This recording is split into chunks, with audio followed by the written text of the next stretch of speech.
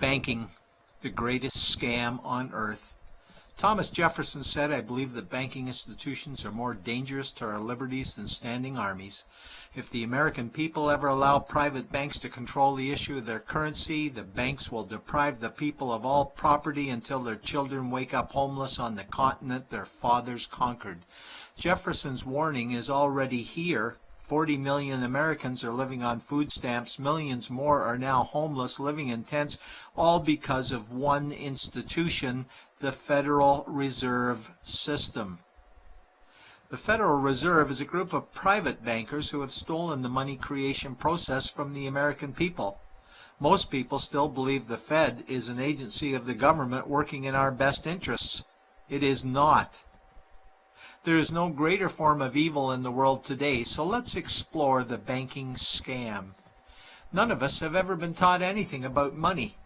The reason is to prevent us from learning the truth that money is a trick and money is a trap.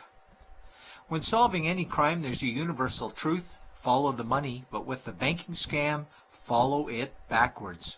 Where does money come from? The world's money supply is always growing. Where does all the new money keep coming from? Money comes from privately controlled global banks like the Federal Reserve System. They create money every day, which increases the world's money supply. Because all banks are either owned or controlled by private bankers, the real question is, how do private bankers create new money? And the answer is they create it out of thin air. Bankers create money out of nothing. They make it up. It is a fiction. Wow. Godlike power to create something of value out of nothing. A stroke of a keyboard and money is created. In fact, only 3% of the world's money is even in the form of bills and coins, which means 97% of all money in the world is just numbers typed on a computer screen. This is part one of the banking scam. Money is created out of nothing. The second part of the scam is this phony money is issued as debt. What is debt exactly? Well, when you consider we work our whole lives to pay it off, you could say debt is slavery. But whose debt is this phony money? It's our debt, all of it. It's our debt when we use credit cards, we get student loans, borrow money for mortgages, all bank borrowing. And it's our debt again when the government borrows, which is each and every day. In today's world, money is debt and debt is money, and don't forget the interest charges. Money equals debt and debt equals slavery, therefore money equals slavery. Our monetary system is a carefully concealed system of slavery. Why? Because our government can create the same money for free with no interest charges, just like they used to, as the Founding Fathers designed it inside the United States Constitution for our protection against private bankers. The third part of the banking scam is very evil. When bankers create money from nothing and issue it as debt, they only create the principal portion of the debt. They do not create the money for the future interest payments. There is not enough money in existence for all of us to make our interest payments. In fact, our money creation system is even mathematically impossible. Money issued by the banks, principal debt, does not equal the money demanded back to the banks, principal plus interest. We are forced to play a game of musical chairs to see who can make their debt repayments. This guarantees a world of bankruptcy, competition, and scarcity of money.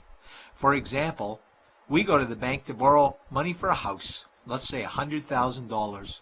The moment we sign the loan document, the bank creates the money out of thin air. A $100,000 debit gets registered for us and a $100,000 secured credit for them. Then one of two things happens. Either we give the bank 30 years of labor making house payments totaling $300,000 for the original $100,000 we borrowed, or the bank takes our house. The bankers get either our labor for life or our house, and often they get both, all from money created out of thin air and issued as debt, for money made out of nothing. This is why all the bankers end up with all the assets. The fourth part of the banking scam is inflation. People think inflation is prices and costs increase. A better answer might be the value of our money always goes down. Inflation is created every time the central banks print money, which is every day. Where does all this new money get its value? The answer is it steals its value from the existing money supply, where our savings are. Our savings are disappearing because of the new money they're printing. If money creation was in balance with goods and services, there would be no inflation. Prices would stay the same. But the reality is banks always print money, driving prices ever higher, which steals the value of our savings, making them disappear. Since the private bankers created the private Federal Reserve in 1913, the United States dollar has lost 97 cents in purchasing